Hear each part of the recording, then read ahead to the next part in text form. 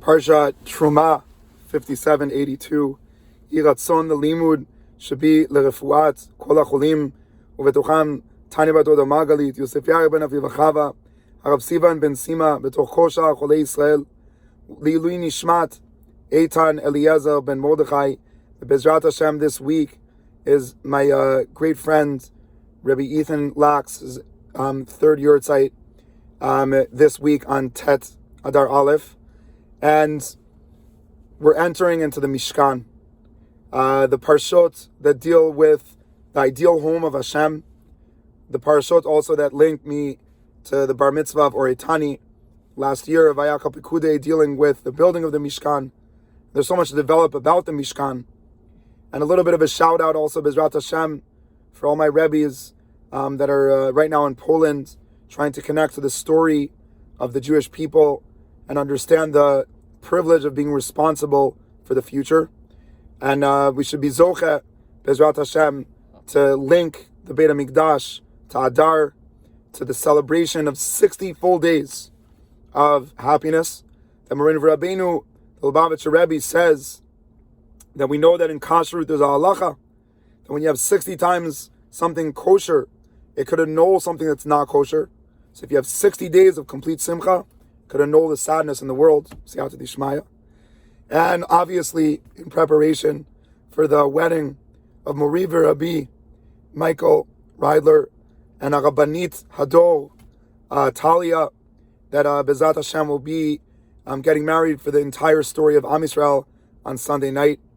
And the question we have about the Mishkan is, what is the symbolism of the Aron? The vessels, in some way, are not needed. We have the Torah. And you could put the Torah in any box. But the idea of the Mishkan is that the vessels were teaching us about the use of the vessel. So the menorah's structure is teaching us about light. And the shulchan structure is teaching us about physical and lechem. So the Aron is teaching us about the Torah. What is so unique about the Aron? And obviously there are so many things, but the one thing that we want to focus on is the beams. Every vessel had beams. And the goal of the beam was to make a person distant when you're carrying the vessel. So the shulchan and the menorah and the mizbeach, all of them had badim. They had beams. And they had rings that were inside the vessel, that when they would travel, they could put the beams inside the rings and travel with that vessel. But there's one vessel that the beams were not only there when it was traveling, they were there also when it was settled, when it was sitting. Badei Aaron lo yasuru mimeno. The beams of the Aron were not only in the rings when they were traveling, they were in the rings all the time. And the question being, I understand why you need to put them in when you're traveling. But why do the beams need to be in the Aron when you're not traveling? And I think that if we think about it on a deep level, it will reveal a great secret about the secret of Torah. A lot of times, we think that the Torah belongs to us. We write a book. A lot of people today write books. And then the Torah belongs to us. They give a shir and they own the Torah. People dedicate themselves and they get to judge other people and say that we're better because we own God. Why are the badim in the Aron all the time? Because they're saying every single Torah you learn belongs to the traveling, the constant traveling of a Torah that belongs to something that's bigger than you.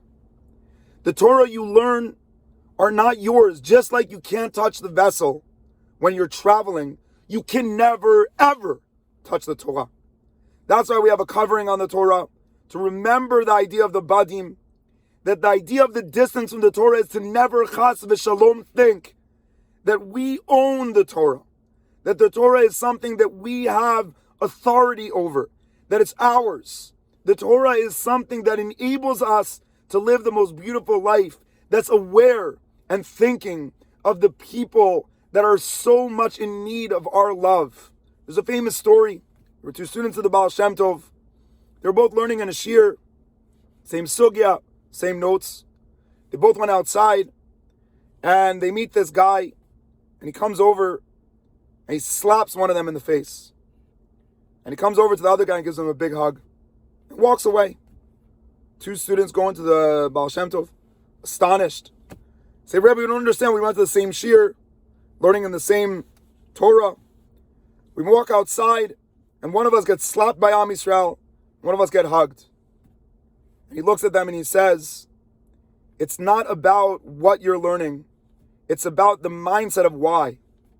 He says to the guy that got slapped, your mindset of learning was that you wanted to be bigger than others. So this guy slapped you. He says you have a great treasure. You have a gas in a gas station, and you're not willing to share it. You're not willing to give it. Slap you. How dare you use that for yourself?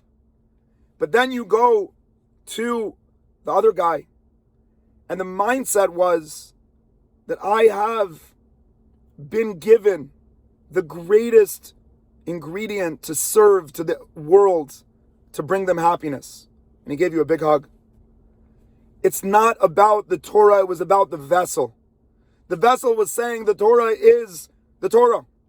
But the vessel needs to have the badim, the beams, to teach you that you have to be aware, you have to be looking, you have to be constantly patient for what's going on around you, for the beauty of the world.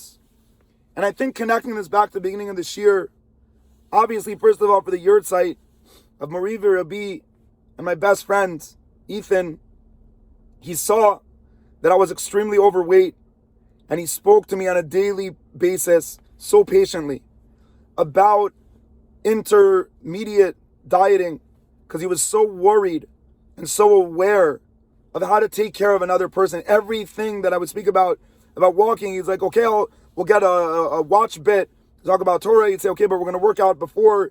I'll talk about like a chover tamidim. He'd say, but let's play basketball before. In such a patient way. He was all the time thinking about his badim. How does he extend his awareness to others? If we go to the wedding of Moreno Rabbeinu, Michael Ryler, and a Rabbanita Adar Talya, there are people that I don't think have ever received anything from anyone.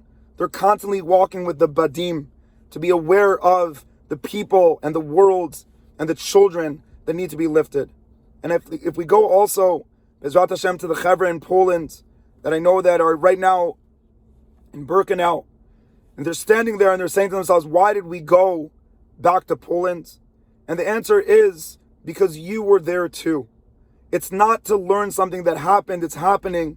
Those neshamas are yearning for us to care and to live and to elevate and to be part of and responsible and live with them. And obviously to go into Rosh Chodesh Adar, the idea is that Nisan we celebrate the actual redemption. But the ending of the year, the question is, if we have badim, can we extend this year into the new year of Nisan? Because Nisan is the beginning of the new year of the Jewish calendar. And Adar is, can you bring all of Shushan Abira, all of the costumes, all of the failures in the world, and extend them into the simcha of Nisan? And that's what we're doing in Adar, building badim of the year that will go in to the newness of a new year. B'ezrat Hashem, we should be zocher for this. Am Yisrael Chai.